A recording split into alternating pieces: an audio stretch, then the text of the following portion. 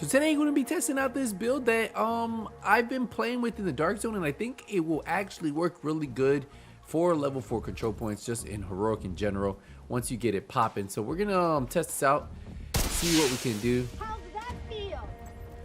And let's get this started, see if we can see how we can work this. I know it works great for clearing DZ landmarks. It's so good, so fun to use.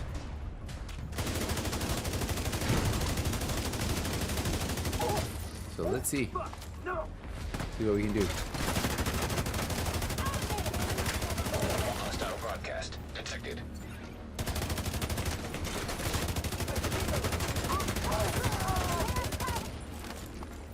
I'll take your ass. Oh, right.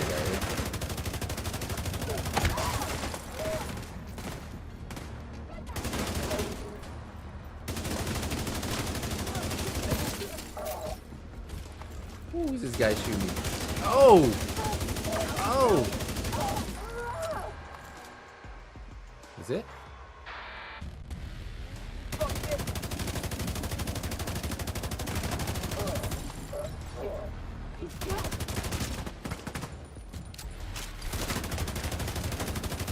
These guys are killing back. Oh, this medic.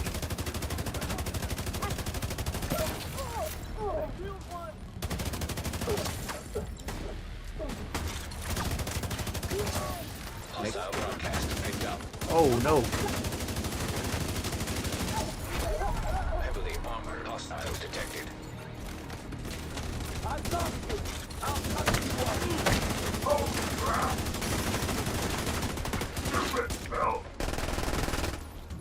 You're fucked now. Woo. Yo, because I'm so tanky, this thing is so easy to.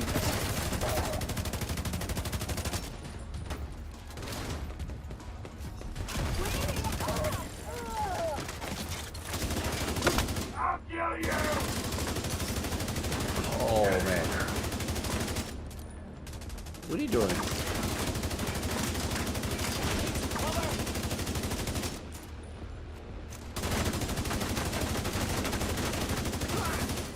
Easy work, baby. Easy work.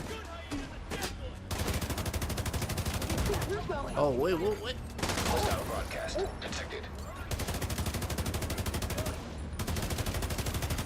Detecting additional hostile contacts. Where are they at? Oh, they're over here. Come on. Let's get them. Let's get them, boys.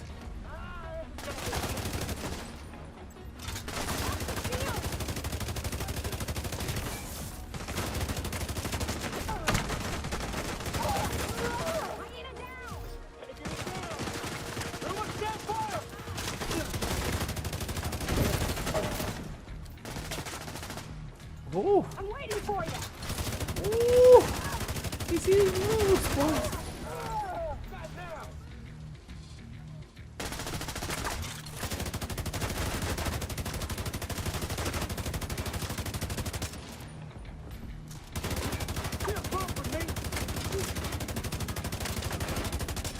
What's this guy doing? Hostile broadcast picked up. You gotta go this side.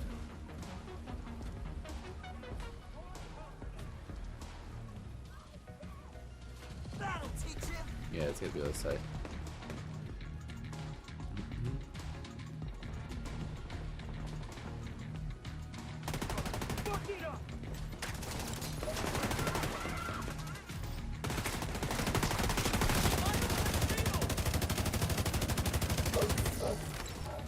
Where these guys at?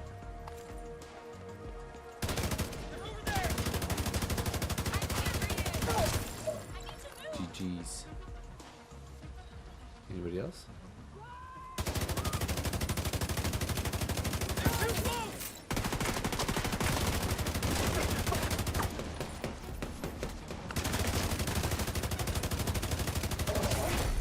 Heavily armored hostile detected.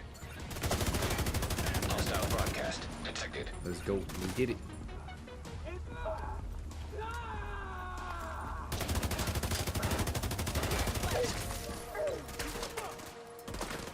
Who's next? Who's next?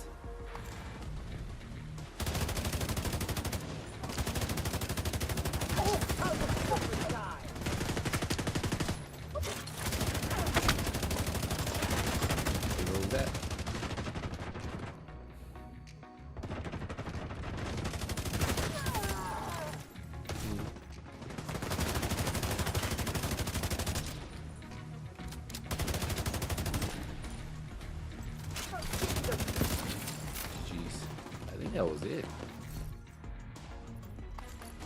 I think we got one guy over here. Maybe.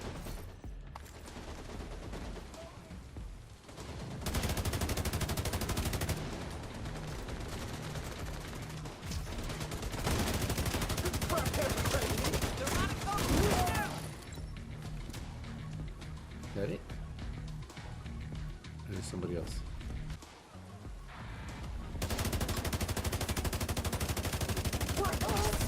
GG's.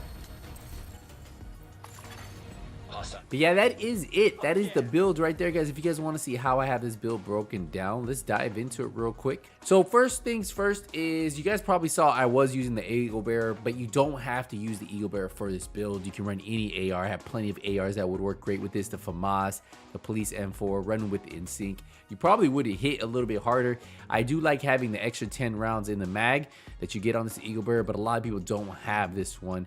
So if you don't have this raid weapon, run the FAMAS, you're gonna, or the Police M4, and you would definitely hit harder, but you just won't have that extra 10 round mags.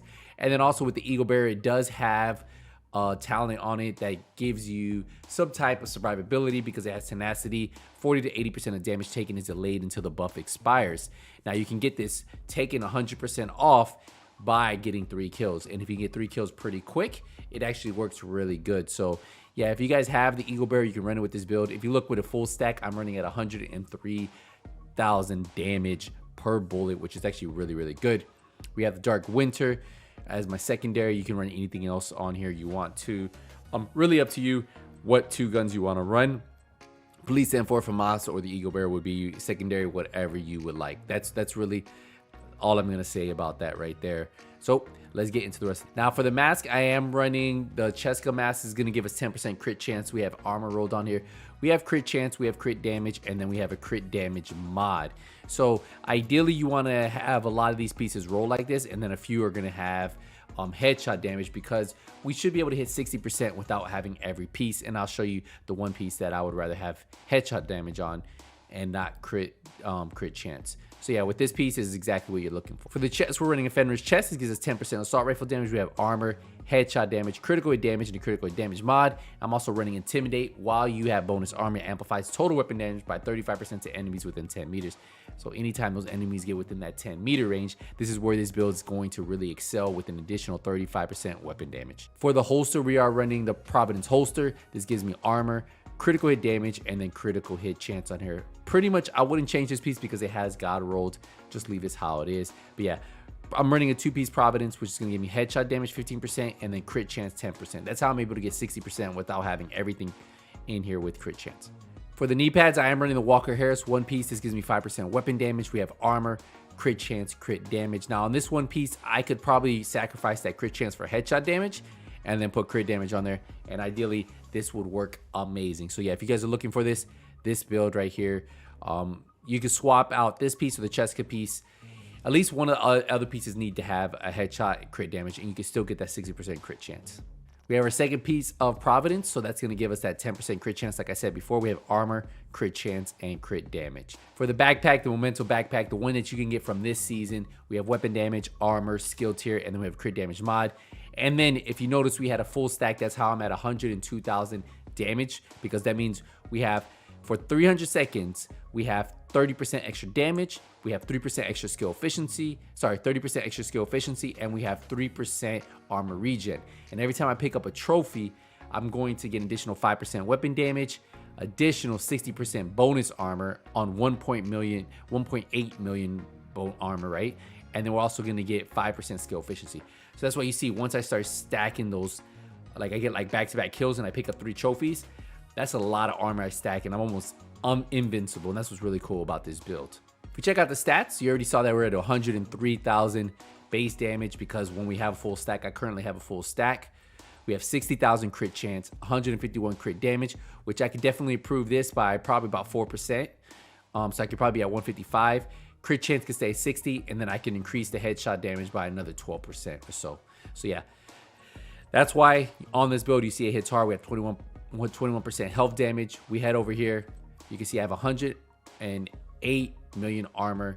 Armor regen, it's not showing right now, but we do get 3% of my 1.8 million armor. So that will show when I have a full stack. Max health, we have 331,000.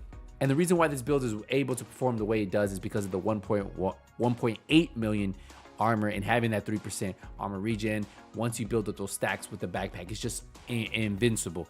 I really recommend building up those stacks first before you start going to do a heroic control points. The one downfall is if you do fast travel or you do die, you have to rebuild those stacks. So just keep that in mind. Having a 30 stack makes a huge difference, but as long as you could get a kill within that 300-second timer, you're always going to be able to keep this active. So as long as you're playing the open world, say you're farming a bunch of stuff, doing landmarks, don't fast travel, just run around, kill stuff, and you can keep that active. That's why this one's actually really cool, and I like it a lot. I think it's a really fun build to run. Haven't really ran the Eagle Bow in a long time. Decided to throw it on, and I also been running this in PvP, so you guys can run this in PvP as you guys have seen this quick clip. But yeah, let me know what you guys think. If you guys have any questions, use the comment section below. I will see you guys in the next one, but until then, hey, nothing but skills out. Take it easy, everybody.